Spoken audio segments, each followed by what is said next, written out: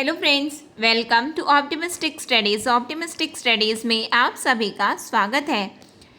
हम ABEO paper 2 में unit 4 में डेलॉस कमीशन रिपोर्ट देख रहे थे। डेलॉस कमीशन रिपोर्ट कहाँ पे दिया हुआ है आपके सिलेबस में? तो आपके सिलेबस में दिया हुआ है क्वालिटी इन एजुकेशन, शिक्षा की गुणवत्ता। तो उसके अंतर्गत हमें क्या पढ़ना है? तो हमें पढ़ना है डेलॉस कमीशन की रिपोर्ट पढ़ना है। तो उसी में हमने स्टार्ट किया था अपना डेलॉस कमीशन रिपोर्ट, जिसका हमने पार्ट 1 देख लिया और पार्ट 2 देख लिया। आज हम क्या देखने जा रहे हैं? तो आज हम पार्ट 3 देखने जा रहे हैं। तो चलिए फिर हम आज की क्लास को स्टार्ट करते हैं। इससे पहले जितनी भी वीडियो हैं, जितने भी लेक्चर्स हैं, तो आप ABEO नाम से प्लेलिस्ट बनी हुई है, उसमें जा कर के आप सभी लेक्चर्स को अटेंड कर सकते हैं यदि आपने नहीं देखा है तो। साथ में यदि आप चैनल में फ़र्स्ट टाइम विज़िट कर रहे हैं तो चैनल को सब्सक्राइब कर लीजिए और बेल नोटिफिकेशन को ऑन रखिए, जिससे हम जो भी वीडियो डालें तो आप तक पहुंचती रहे। साथ में यदि क्लास आपको अच्छी लगे तो ज़रूर लाइक कीजिएगा, ज़्यादा से ज़्यादा लोगों तक शेयर भी ज़रूर कीजिएगा। तो चलिए फिर हम आज की क्लास को स्टार्ट करते हैं, जहां हमें देखना है डेलॉस कमीशन रिपोर्ट का पार्ट 3।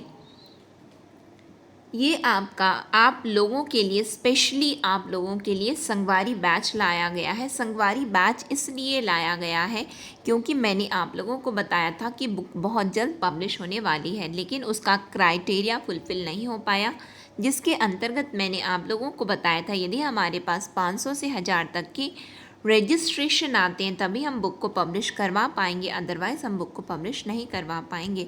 लेकिन फिर हमने विचार किया कि फिर ऐसे में बच्चे पढ़ नहीं पाएंगे क्योंकि बुक पब्लिश नहीं हो रही है। तो मैंने आप लोगों को बताया था कि 50% सिलेबस तो हम यूट्यूब में फ्री इनिशिएटिव में हम कवर कर रहे हैं, लेकिन 50% सिलेबस को बच्चे कैसे कवर कर पाएंगे जहाँ पे उनके पास में कोई सोर्स नहीं है। तो केवल और केवल आप लोगों के लिए हमने ये संगवारी बैच लाया है। तो आप यदि इंटरेस्टेड हैं ज्वाइन करने के लिए और अपनी पूरी कंप्लीट प्रिपरेशन करने के लिए, तो आप बिल्कुल इस संगवारी बैच में जो है अपना एनरोलमेंट करवा सकते हैं। लेकिन ये जो प्राइस एकदम ही ऑप्टिमम प्राइस रखा गया है, जिसे अफोर्ड कर सकें। क्यों? किसी एग्ज़ाम के लिए यदि हम प्रिपरेशन करना चाहते हैं, यदि हमने मन बनाया है, तो हमें अपने ऊपर भरोसा होना चाहिए कि नहीं, हम यदि कहीं पे इन्वेस्ट कर रहे हैं तो हम बिल्कुल पढ़ेंगे और हम बिल्कुल इस एग्ज़ाम को क्रैक करेंगे। क्योंकि ABEO आसानी से ये एग्ज़ाम हमेशा होता नहीं है, इतने सालों बाद आ रहा है और ना जाने अब कब आएगा। तो अभी आपके पास समय है, क्योंकि जो सबसे अच्छा समय जिसे हम बोलते हैं तो वो है प्रेजेंट, जो कि भगवान हमें क्या करते हैं? प्रेजेंट देते हैं। हम बोलते हैं ना हम कि तुम्हारे लिए आज मैं प्रेजेंट लेकर के आया हूँ या लेकर के आई हूँ। तो ये प्रेजेंट भगवान ने हमें गिफ्ट में दिया हुआ है, जहाँ पे हम अपने आज को यदि सुधारते जाते हैं तो हमारा भूत भी सुधरता जाता है और हमारा भविष्य भी सुधरता है। तो अभी आप लोगों के पास मौका है, अभी नोटिफिकेशन आया नहीं है। जिस दिन नोटिफिकेशन आ जाएगा उसके बाद में आप हड़बड़ा जाएंगे, इसको पढ़ें उसको पढ़ें, क्या पढ़ें, रिवाइज़ करें कि पढ़ें, नया पढ़ें कि पुराना पढ़ें। तो इस तरीके से कभी भी किसी भी एग्ज़ाम की प्रिपरेशन नोटिफिकेशन के बाद नहीं, नोटिफिकेशन से पहले होती है। और केवल आप लोगों को ध्यान में रखते हुए हमने ये संगवारी को लॉन्च किया है। तो यदि आप इच्छुक हैं ज्वाइन करने के लिए तो बिल्कुल ज्वाइन कर लीजिए। अधिक जानकारी के लिए आप हमें दिए गए नंबर पर व्हाट्सअप भी कर सकते हैं, साथ में कॉल भी करके आप किसी भी प्रकार की, आपको जो भी समस्या है, जिस भी प्रकार की जानकारी चाहिए आप लोग ले सकते हैं। लेकिन आपको जल्द से जल्द करना है, क्योंकि इस बैच को मैंने कल लॉन्च किया था और अब तक 70 to 80 स्टूडेंट ने एनरोलमेंट अपना करवा लिया है। तो कभी भी अनाउंसमेंट ये हो जाएगी। क्यों अनाउंसमेंट ये होगी? कि प्राइस हाइक हो रहा है, यानी कि बढ़ रहा है। क्यों? क्योंकि ये बैच तो लॉन्च है, तो बैच तो रहेगा ही, बस प्राइस बढ़ जाएगा। तो यदि आप लोगों के लिए, जैसा कि मैंने आपको बताया था, स्पेशली जो लोग रेगुलर वीडियो देख रहे हैं, क्योंकि कुछ बच्चे ऐसे हैं जो कि उनको वेट रहता है कि ABEO की क्लास बिल्कुल आनी चाहिए, होनी चाहिए। तो स्पेशली आप लोगों के लिए ये किया गया है, जिससे आप इसको अफोर्ड कर सकें और आप इसमें और अपनी पढ़ाई को कंटिन्यू रख सकें। तो आप लोग इसमें एनरोलमेंट करवा लीजिए जल्द से जल्द। तो ये कुछ जानकारी रही है। अब हम आ जाते हैं अपने लेक्चर पे, जो है हमारा डेलॉस कमीशन रिपोर्ट का पार्ट 3। आई होप और आई रिक्वेस्ट यू ऑल, यदि आपने प्रीवियस लेक्चर इसका नहीं देखा है तो ज़रूर देखिए, तब जा कर के आपको समझ में आएगा और आप लिंक कर पाओगे। अभी हम क्या देखने जा रहे हैं, तो अभी हम देखने जा रहे हैं कि what are the strategies that are suggested by the Delors commission. Delors आयोग ने कौन सी रणनीतियाँ प्रस्तावित की हैं। तो इन्होंने क्या बताया है, इन्होंने बताया है कि looking for cooperation of the local community including parents, school, teachers and other public authorities and the international communities. इन्होंने क्या बताया कि हमें क्या करना चाहिए, तो हमें ना सहयोग लेना चाहिए। सहयोग किनका लें, तो हम ना स्कूल के लिए किसका सहयोग लें, तो माता पिता का, स्कूलों का, यानी कि ओवरऑल शिक्षा के क्षेत्र में हमें किसका किसका सहयोग लेना चाहिए। तो हमें शिक्षा के लिए माता पिता का सहयोग लें, स्कूलों का, शिक्षकों का, अन्य लोगों सहित स्थानीय समुदाय, सार्वजनिक अधिकारियों एवं अंतर्राष्ट्रीय समुदाय के सहयोग की मांग की है। किसने की है, तो डेलॉस कमीशन ने इस रणनीतियों को, ऐसी रणनीतियों को प्रस्तावित किया है, ऐसी स्ट्रेटजीज सजेस्ट की हैं कि हम सभी के सहयोग से काम करें। दीर्घकालीन शिक्षा की धारणा प्रारंभिक और सतत शिक्षा के बीच के परंपरागत अंतर से भिन्न है। The theory of life long education is different from the traditional difference between initial and continuing education. बोलते हैं कि शिक्षा जो होती है एक सतत प्रक्रिया होती है।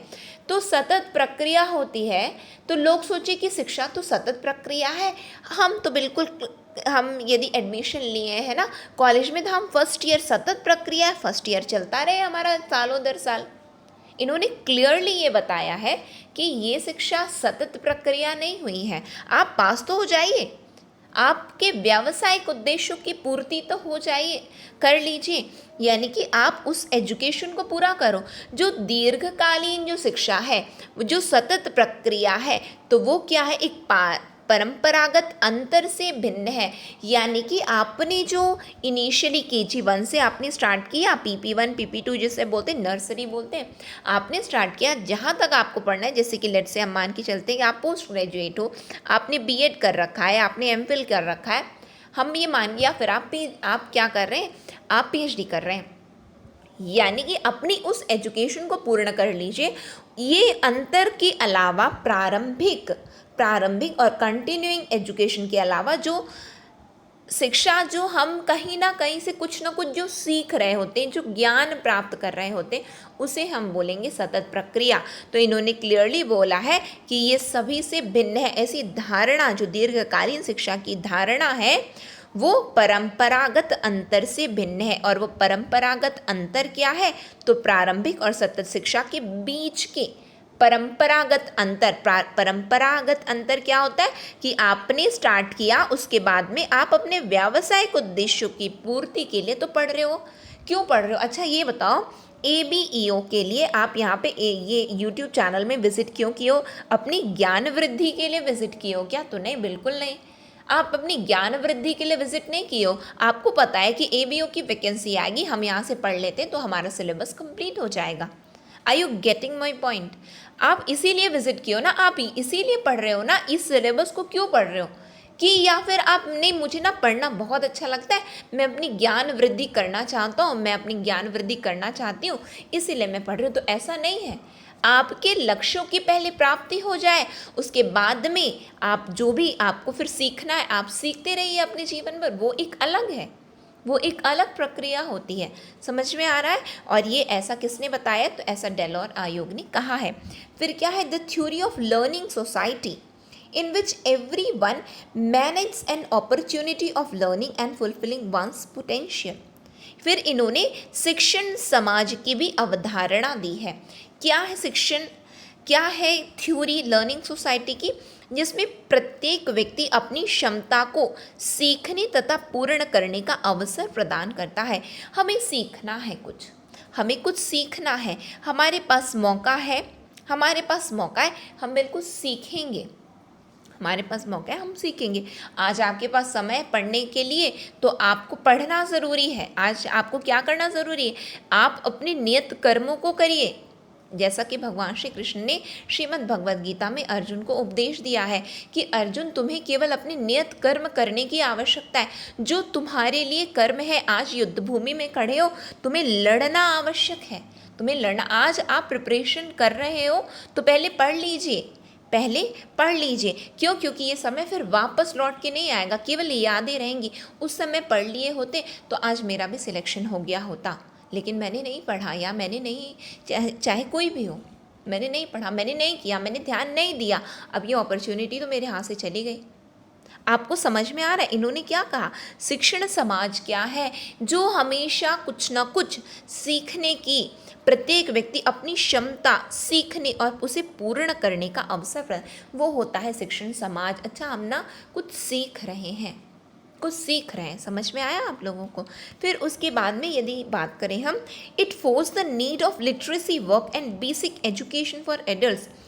आयोग ने कहा है कि साक्षरता कार्य की आवश्यकता तथा वयस्कों के लिए बुनियादी शिक्षा पर जोर देती है। क्या? डेलोर आयोग ने कहा कि जैसे कि इन्होंने बताया कि शिक्षा एक सतत प्रक्रिया, एक जीवन पर्यंत चलने वाली प्रक्रिया होती है, तो उसके तहत प्रौढ़ शिक्षा, वयस्क शिक्षा भी आती है।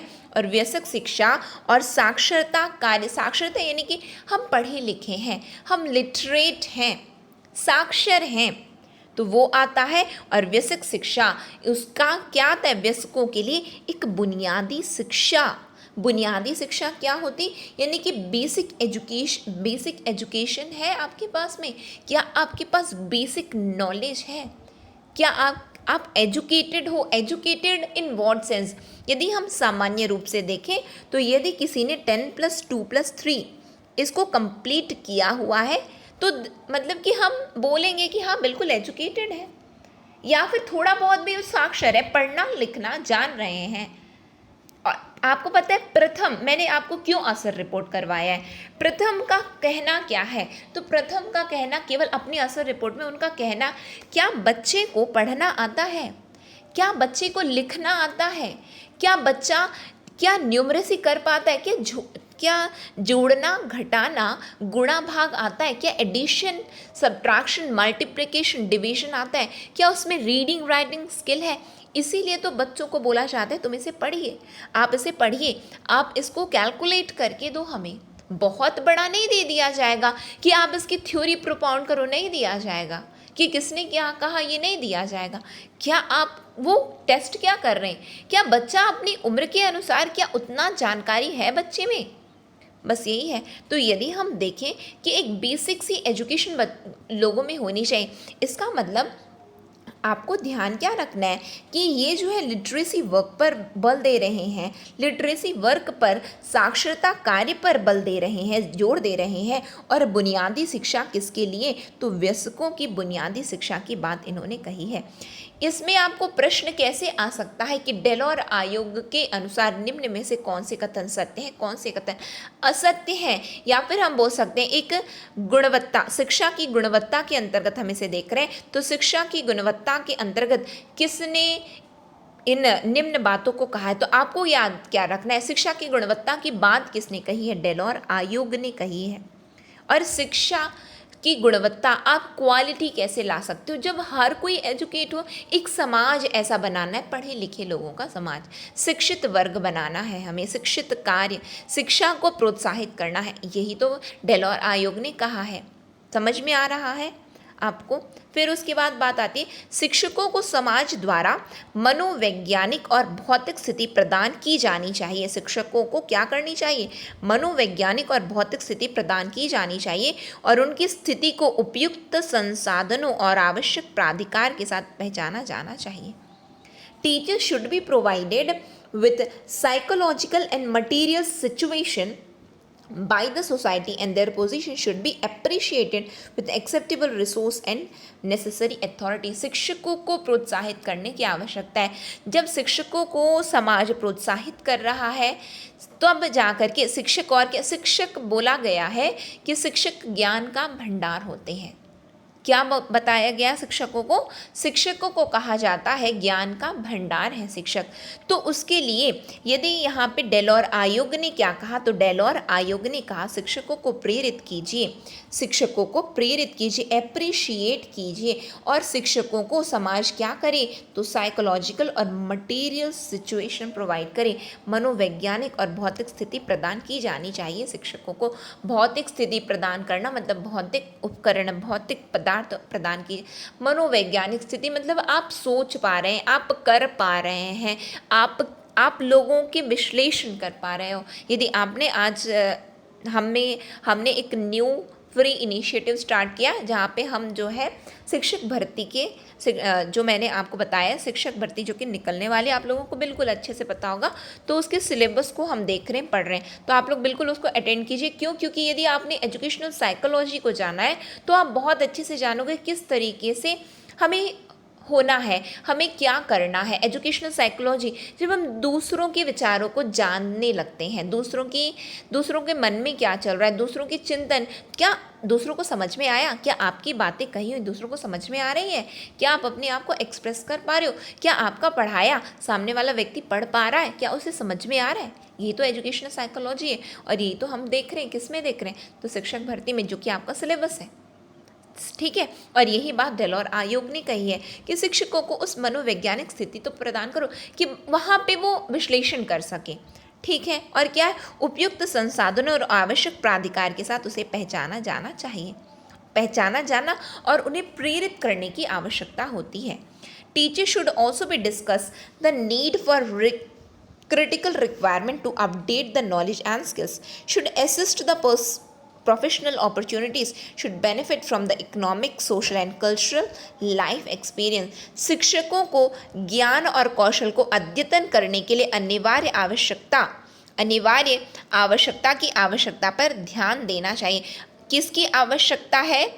कि हमें ना ज्ञान और कौशल को अपडेट करना है। जैसे कि हम मान करके चलते हैं, अभी कोविड आया, कोविड के समय क्या हुआ कि कोविड-19 के समय क्या हुआ कि बहुत सारे टीचर्स को वो वेल इक्विप्ड नहीं थे टेक्नोलॉजी के साथ में, उन्हें नहीं आता था कि किस तरीके से वर्चुअल क्लास लेनी है, किस तरीके से हमें बच्चों की क्लास हमें बिल्कुल बाधित ना हो सके शिक्षा, और बच्चे अपने घरों में रह करके एकदम सुरक्षित वो पढ़ सके। बहुत सारे टीचर्स को नहीं आता था, तो क्या किया गया, टीचर्स को ट्रेनिंग दिया गया और कहा जाता है कि टीचर्स को लॉयर्स को और डॉक्टर्स को अपने आप को अपडेट करते रहना चाहिए। टीचर्स को क्यों करना चाहिए कि अभी मार्केट में डिमांड क्या है, क्या पढ़ाना है बच्चों को। क्यों? क्योंकि आप वो मेथड से नहीं पढ़ा सकते जो आप पहले फॉलो कर रहे थे। आपको जो अपडेट अपने आप को आप करोगे तब जाकर के बच्चों को आज के परिवेश में समझ में आएगा, अदरवाइज नहीं आएगा बच्चों को। लॉयर्स को क्यों करना चाहिए? क्योंकि हर दिन अलग अलग केस आते हैं, अलग अलग सिचुएशन आती है, उनको एकदम बिल्कुल अपने आप को अपडेट करना है कि कहाँ पे क्या लिखा है, क्योंकि केस जीता कैसे जाता है जब एकदम लॉयर को, क्योंकि लिखा तो सब कुछ नियम है, पूरा तो नियम है, और लॉयर अपने आप को अपडेट करेंगे तो बिल्कुल कहाँ से खोज के निकालना है और सामने जज के सामने प्रस्तुत कर देना है कि देख लीजिए यहाँ पे ये लिखा है, यानी कि मेरा क्लाइंट जो है एकदम निर्दोष है। यानी कि लॉयर को भी अपने आप को अपडेट करना चाहिए, डॉक्टर्स को अपने आप को अपडेट करना चाहिए। कौन सी बीमारी कब आई, कोविड आ गया अचानक से, किसी को कुछ पता ही नहीं कैसे इलाज किया जाए, इतना समय लगा, आखिर वैक्सीन बनने में भी तो समय लगा कि नहीं, तुरंत तो नहीं हुआ। तो यानी कि अपडेट करने की इसीलिए बोला गया है कि सभी टीचर्स, लॉयर और डॉक्टर्स को अपने आप को अपडेट करते रहना चाहिए। यहाँ पे डेलोर आयोग क्या बोल रहा है कि शिक्षकों को अपने ज्ञान और कौशल को अद्यतन अपडेट करने की अनिवार्य आवश्यकता है और उस पर उन्हें ध्यान देना भी चाहिए। व्यावसायिक अवसरों को अनुकूल बनाना चाहिए। व्यावसायिक अवसरों को अनुकूल मतलब समझते हैं, एबीओ की भर्ती निकली है, बिल्कुल हमें तो इसको पढ़ना है, हमें इसको पढ़ना, व्यावसायिक अवसर है आपके पास, हमें तो करना है एनी हाउ। क्या पता कल आए ना आए ये वैकेंसी, कल हम दे पाए ना दे पाए, आज अभी हमारे पास समय, हम बिल्कुल चाहे जो हो जाए, चाहे जितने भी घंटे की पढ़ाई हो, हम बिल्कुल पढ़ेंगे। फिर क्या है, आर्थिक, सामाजिक और सांस्कृतिक जीवन के अनुभवों का लाभ लेना चाहिए। आर्थिक जीवन का लाभ लीजिए, सामाजिक जीवन का लाभ लीजिए, सांस्कृतिक जीवन का लाभ लेना सीखो। प्रेजेंट से बोलते हैं समय, समय से लाभ लीजिए, समय की गति और समय से लाभ लेना सीखिए, तब जाकर के व्यक्ति, क्योंकि आज आने वाला समय फिर आएगा नहीं आएगा पता नहीं है, वो तो बीत गया ना, वो तो भूत बन जाएगा। समझ में आ रहा है? पास्ट हो गया, वो तो भूतकाल हो गया।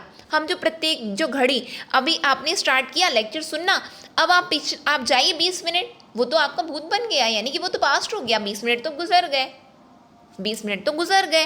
अब क्या है? अब प्रेजेंट है, यानी कि प्रेजेंट जो हम प्रत्येक सांस ले रहे हैं वही तो हमारी प्रेजेंट है। यहाँ पे क्या बोला है? सबका लाभ लेना तो सीखिए। आर्थिक जीवन है तो आर्थिक अनुभवों का लाभ लीजिए। सामाजिक अनुभव, आपको समाज में रहना कैसे? क्या आप हमेशा खिन्न खिन्न से एकदम अलग अलग ही रहोगे? ऐसा नहीं हो सकता, आपको सबके साथ में रहना है कि नहीं, वो जीवन का भी लाभ लीजिए। फिर क्या है? सांस्कृतिक जीवन, हम अपनी संस्कृति कि अच्छा आज ये पूजा है क्या, हरेली है क्या, हम बिल्कुल ऐसे मनाएंगे। आज रक्षाबंधन है, हम बिल्कुल मनाएंगे। जन्माष्टमी है, हम बिल्कुल मनाएंगे। हमारा त्यौहार है, हम बिल्कुल मनाएंगे। उसका भी तो लाभ लीजिए, उसको भी तो जीना है ना, कि नहीं जीना है? बिल्कुल जीना है। ये किसने कहा है? तो ये डेलोर आयोग। ये होती है शिक्षा की गुणवत्ता। ये नहीं कि आप केवल एक चीज़ कर रहे हो, आप सब प्रत्येक फील्ड में आपको बेस्ट होना है, आपको समझना है ये चीज़ को। यदि आप समझ रहे हो, जैसा कि मैंने आपको बोला था, एक दार्शनिक चिंतन लेकर के आओगे तब जाकर के डेलोर, ये तो चलो ठीक है, इतने पार्ट तो समझ में। जिस दिन हम स्तंभ देखेंगे ना, डेलोर आयोग ने स्तंभ जो बताया, उस समय यदि आपका दार्शनिक माइंडसेट नहीं हुआ तो बात ही समझ में नहीं आएगी डेलोर आयोग की आपको। इसीलिए मैंने कहा है कि एक दार्शनिक सोच के साथ में बैठिए, तब इनकी बात, यानी कि आपको पता है शिक्षा ज्ञान कैसा, जो हमें प्रत्येक अनुभव को जीना सिखा दे, ये इन्होंने कहा है। ठीक है, फिर क्या है? आयोग शिक्षकों के आदान प्रदान के महत्व और देश के संस्थानों के बीच साझेदारी पर जोर देता है।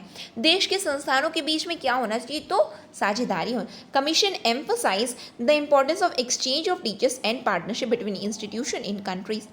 यानी कि हम मान करके चलते हैं कि साइंस कॉलेज है, रायपुर साइंस कॉलेज, ठीक है, रायपुर में जो साइंस कॉलेज है, government Nagarjuna PG college of science, वहाँ पे आज हमें क्या करना है? बच्चों को ना एक सेमिनार देना है। वहाँ पे हम ऐसा करते हैं, एक वर्कशॉप ऑर्गेनाइज करते हैं। वर्कशॉप में हम ऐसा करें कि हम ऐसा करते हैं, हम बाहर से शिक्षकों को बुलाते हैं, तो वो अपना लेक्चर डिलीवर, गेस्ट लेक्चर हो गया, वहाँ पे गेस्ट लेक्चर हो गया, बिल्कुल बिल्कुल बड़े बड़े प्रोफेसर्स आए हैं और वहाँ पे बिल्कुल वर्कशॉप में आप अटेंड कीजिए। ये क्या है? गेस्ट लेक्चर आ रहे हैं और बड़े बड़े प्रोफेसर आ रहे हैं, बहुत बड़े बड़े इंस्टीट्यूट से आ रहे हैं। ये क्या है? एक्सचेंज तो हो रहा है, शिक्षकों का आदान प्रदान तो हो रहा है, यानी कि बड़े बड़े संस्थानों के बीच में साझेदारी की बात कही है। किसने कही? डेलोर। उससे क्या होगा? शिक्षा की गुणवत्ता में वृद्धि होगी।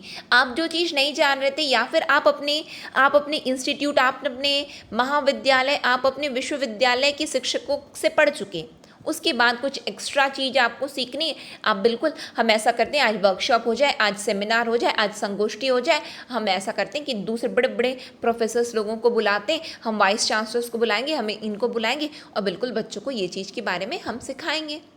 ये क्या है? तो डेलोर आयोग ने कहा कि बड़े बड़े शिक्षण संस्थानों के बीच में क्या होना चाहिए? साझेदारी होनी चाहिए, जिसके अंतर्गत शिक्षकों का आदान प्रदान, यानी कि एक्सचेंज होना चाहिए। शिक्षक कि यहाँ से उठ कर, यानी कि IIT खड़गपुर के प्रोफेसर लोग आ करके आपको यहाँ पे क्या कर रहे हैं? आपको यहाँ पे गेस्ट लेक्चर दे रहे हैं, आपको कुछ सिखा के जा रहे हैं, आप सीख रहे हैं बिल्कुल।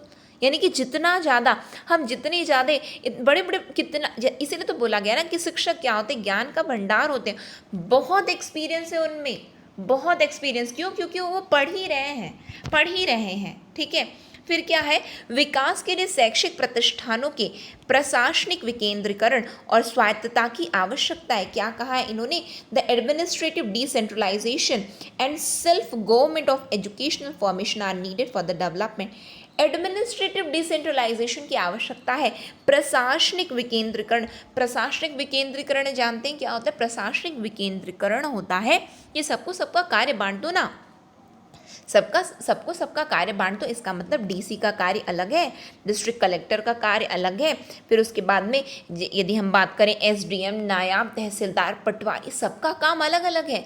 ये क्या है? विकेंद्रीकरण। अब यहाँ पे देखा जाए कि नहीं हम ऐसा करें, जो कलेक्टर है, जो DM है, वही सब कुछ काम कर रहे हैं, बाकी तो हमें किसी चीज़ की आवश्यकता नहीं है, बाकी हमें किसी भी प्रशासनिक अधिकारी की आवश्यकता नहीं।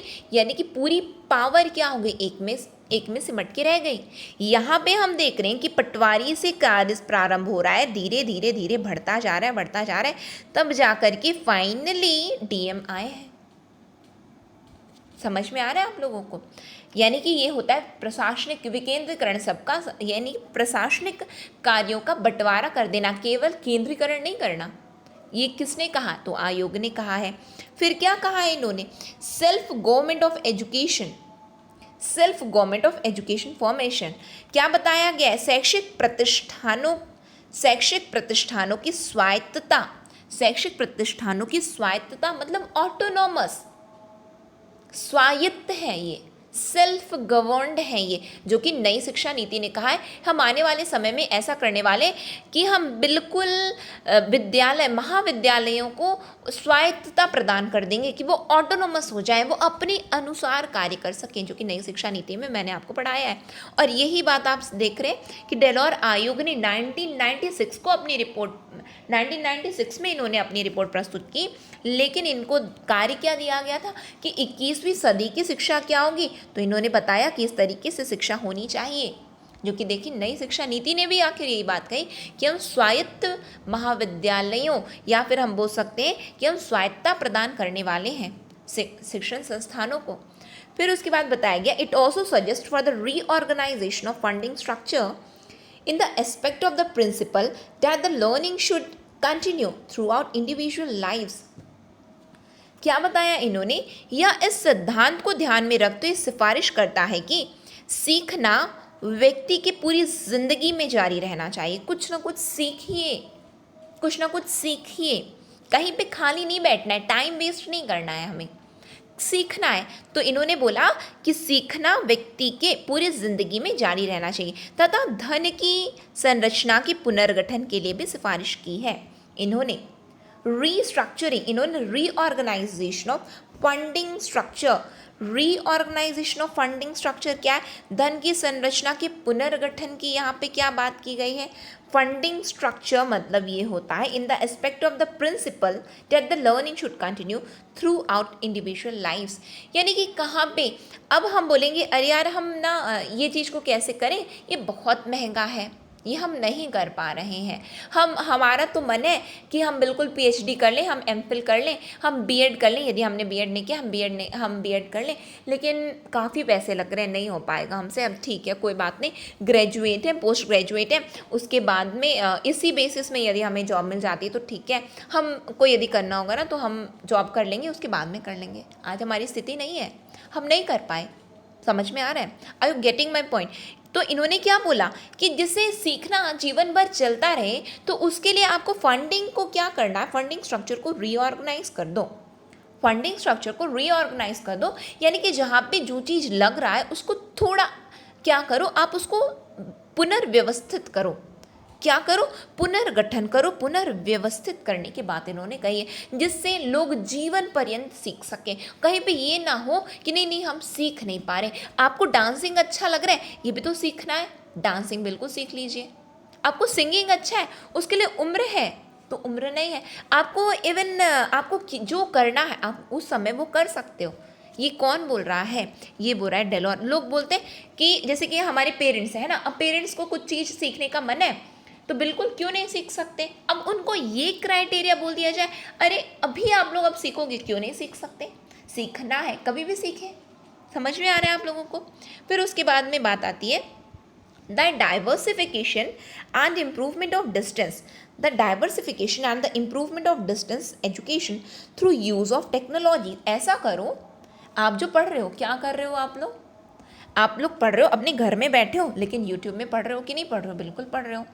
फिर उसके बाद में हमें क्या करना है? मैं ना ये सोच रहा हूँ या सोच रही हूँ मैं ना एमए कर लेता हूँ, यानी कि मेरे पास ना पोस्ट ग्रेजुएट डिग्री नहीं है। मैं ऐसा करता हूँ, ये डेली तो हम समय नहीं दे पाएंगे, हम ना कुछ एग्ज़ाम के लिए प्रिपेयर भी करते हैं, साथ में ना कुछ हमारी ना साथ में कुछ एजुकेशन हो जाए।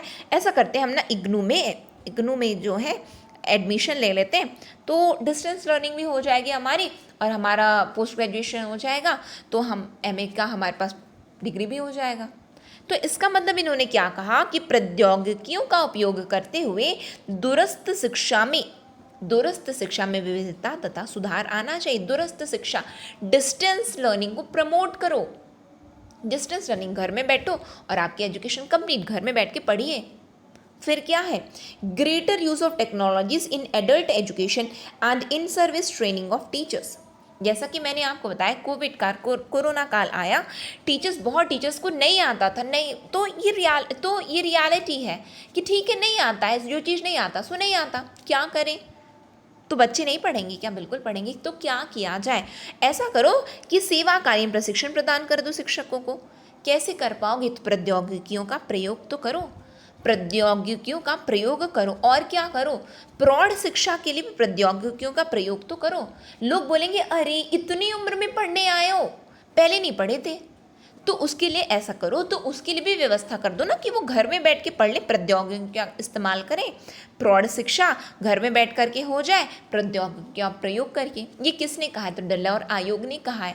दूरस्थ शिक्षा की बात की है इन्होंने। दूरस्थ शिक्षा के अंतर्गत प्रौद्योगिकियों का इस तरीके से भी प्रयोग होना चाहिए कि वो दूरस्थ शिक्षा को क्या करें, दूरस्थ शिक्षा में विविधता, यानी कि डिफरेंट फील्ड में आप डिस्टेंस लर्निंग ग्रहण कर सको। आप सभी फील्ड में, क्या मैं ये सब्जेक्ट कर सकता हूँ क्या? हाँ बिल्कुल कर सकते हो। ये ऑफर ये आपके यहाँ है क्या? हाँ बिल्कुल है, आप लोग कर लीजिए। आपको समझ में आ रहा है? Getting my point. फिर उसके बाद में क्या, प्रौढ़ शिक्षा और शिक्षकों के सेवाकालीन प्रशिक्षण में भी प्रौद्योगिकी का अधिक उपयोग किया जाना चाहिए। फिर क्या है, इस तरह की प्रौद्योगिकियों का पूरे समाज में प्रचार प्रसार भी आयोग की सिफारिश है। लोग जाने कैसे, हमें तो पता नहीं, हमारा भी मन था लेकिन हम ना पढ़ नहीं पाए। क्यों नहीं पढ़ पाए? क्योंकि ना उस समय ना डिस्टेंस लर्निंग नहीं थी। अभी डिस्टेंस लर्निंग, तो अभी कर लो ना, अभी कर लो। उस समय अभी उस समय नहीं था, अभी कर लो।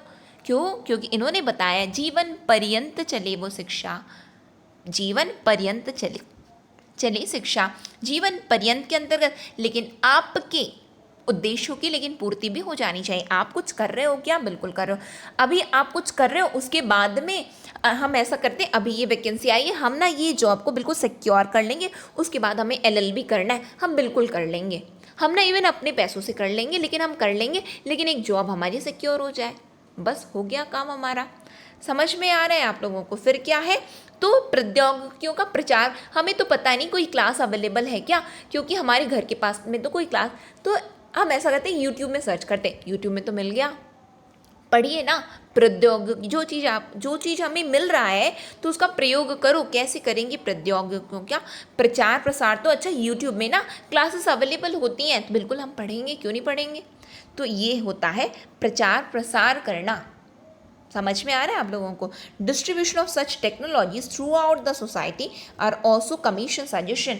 इट मीन्स केवल वीडियो देखना नहीं है, क्या करना है, क्या लिखा हुआ है, distribution of such technologies society में, क्या है, थ्रू आउट द सोसाइटी, यानी कि जिस भी ग्रुप में ऐड हो, जो भी फ्रेंड सर्कल में ऐड हो, वहाँ पे क्या करना है, वीडियो को शेयर भी करना है।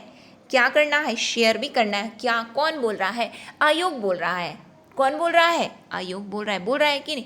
बिल्कुल बोल रहा है। समझ में आ रहा है आप लोगों को?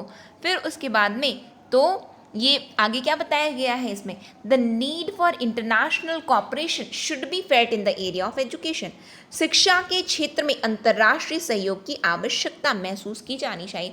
यानी कि यदि हम क्या करें, हम ना अपने बच्चों को क्या करेंगे, जो कि विदेशों में जो शिक्षा प्रदान की जाती है, यानी कि इंटरनेशनल लेवल को मैच करेंगे, उसके लिए हम ऐसा करें, कोई संगोष्ठी रख लें क्या? संगोष्ठी बिल्कुल रख लेते हैं। कॉपरेट करें क्या? बिल्कुल कर लेते हैं। बहुत सारे स्कूल क्या करते हैं कि कॉन्फ्रेंस ऑर्गेनाइज करते हैं, यदि आपको पता होगा, यदि नहीं पता है तो सुन लीजिए। बहुत सारे स्कूल कॉन्फ्रेंस ऑर्गेनाइज करते हैं, और वो क्या करते हैं कि विदेश के स्कूलों के साथ में क्या करते हैं, बातचीत करते हैं। वहाँ के टीचर्स लोग क्लास ले रहे होते हैं, ठीक है, या फिर उनके टीचर्स लोग सिखा रहे होते हैं, यहाँ के टीचर्स उनको, वहाँ के टीचर्स, यानी कि इंटरनेशनल कॉपरेशन की बात बताई गई है। यानी कि आयोग ने क्या कहा है कि अंतर्राष्ट्रीय सहयोग की आवश्यकता है हमें शिक्षा के क्षेत्र में। फिर क्या कहा है, a scheme for strong uplifting for the education of girls and women should be encourage at the level of international cooperation. अंतर्राष्ट्रीय सहयोग तो करना है और जिसे प्रोत्साहित भी करना है, लेकिन लड़कियों और महिलाओं की शिक्षा के लिए शिक्षा को अंतर्राष्ट्रीय सहयोग के स्तर पर प्रोत्साहित करने की नीति को प्रोत्साहित किया जाना चाहिए। महिलाओं, क्यों लड़कियां घर में बैठी, अरे तुमको इतना ज़्यादा पढ़ने की आवश्यकता क्या, आखिर तुमको करना क्या है, क्यों नहीं करना है, क्यों नहीं करना है, क्यों नहीं करना है बताइए। बिल्कुल करना है। आपको समझ में आ रहा है, यदि एक लड़की घर में एजुकेट होती है, वो पूरे परिवार को, पूरे कुटुंब को एजुकेशन, यानी कि केवल एक व्यक्ति, यदि एक बोला जाता है ना, कहावत आपने बिल्कुल सुनी होगी कि यदि लड़का एजुकेटेड है तो वो केवल स्वयं के लिए बस ठीक है, लेकिन एक लड़की एजुकेट हो रही है तो वो पूरे परिवार को एजुकेट कर सकती, पूरी सोसाइटी को एजुकेट कर सकती। लोगों को देख के हम प्रेरित होते हैं कि नहीं, जो इतनी ऊंचाइयों में पहुँचे हैं, जो भी पहुँचे हैं, आपको प्रेरणा मिलती है कि नहीं मिलती है। ये हम किस तरीके से, आप द्रौपदी मुर्मू जी को देख लीजिए, हमारी जो राष्ट्रपति हैं, वो एक प्रेरणा स्रोत है कि हम कहाँ से हैं और हम कहाँ तक जा सकते हैं। आपको समझ में आ रहा है, बस हमें अपने अंदर के गुण को पहचानना है और कुछ नहीं। आप अपने आप को कभी लोअर डाउन फील मत करो। रिमेंबर वन थिंग, भगवान जी ने हर किसी को टैलेंट दे के भेजा है, बस हमें ज़रूरत क्या है, अपनी उस टैलेंट को पहचानने का। हमें पता नहीं होता है कि हमें ये टैलेंट है। चैलेंज फेस करो और बिल्कुल क्या करोगे, आप निखरोगे। बस अपने ऊपर क्या करना है आपको, बस अपने ऊपर आपको विश्वास रखना है। समझ में आया। और यही बात इन्होंने कही है कि अंतर्राष्ट्रीय सहयोग की बात किसकी शिक्षा के लिए, तो लड़कियों और महिलाओं की शिक्षा के लिए इन्होंने सिफारिश की है। अब आपको ध्यान क्या रखना है, ये जो सभी सिफारिशें हैं, जहाँ पे मैंने अंडरलाइन करके स्पेशली आपको पढ़ाया है, तो वहाँ पे आपको क्या करना है, उनको तो बिल्कुल याद कर लेना है। एग्जाम में यदि आता है कि डेलोर आयोग के निम्न में से कौन से कथन डेलोर आयोग के संबंध में सत्य है या असत्य है, यदि क्वेश्चन आया है तो मेरी एक्सपेक्टेशन ये होगी कि एक भी बच्चों से गलत नहीं होना चाहिए, किसी भी बच्चों से गलत नहीं होना चाहिए। जिस किसी ने भी पढ़ा है, जो भी देख रहे हैं वीडियो, किसी से गलत नहीं होना चाहिए, ठीक है। तो इसी के साथ में फिर हम आज के सेशन को एंड करेंगे। यदि सेशन अच्छा लगा हो, क्लास अच्छी लगी हो, यदि आपने कुछ सीखा, आपने कुछ जाना, तो ज़रूर लाइक कीजिएगा, ज़्यादा से ज़्यादा लोगों तक शेयर ज़रूर कीजिएगा। और यदि आपने चैनल को सब्सक्राइब नहीं किया तो चैनल को भी सब्सक्राइब कर लीजिए और बेल नोटिफिकेशन को ऑन रखिए, जिससे हम जो भी वीडियो डालें तो आप तक पहुंचती रहे। साथ में जैसा कि मैंने बताया कि ये जो संगवारी बैच है स्पेशली आप लोगों के लिए लाया गया है, जिससे आप लोग पढ़ पाओ। तो मैं ये चाहूँगी कि आप सभी लोग एनरोलमेंट करवा लो 200 सीट भरने से पहले। तो बिल्कुल आप सभी का एनरोलमेंट हो जाना, स्पेशली आप लोगों के लिए। बार बार मैं ये चीज़ को बता रही हूँ, प्राइस हाइक हो जाएगा। मैं ये चाहती हूँ कि अफोर्डेबल रेट में आपको मिल जाए, इसीलिए हमने इतना कम प्राइस, चीप। आप किसी की भी बात कर लीजिए, कोई भी आपको ये जो इतनी वर्क है, इवन इतनी मेहनत के बाद में इसको बनाया जा रहा है, जो भी कंटेंट आप लोगों के लिए लाया जा रहा है, और केवल आप लोग एक पढ़ पाओ, इसीलिए हमने ये स्पेशली इसको डिज़ाइन किया है संगवारी को।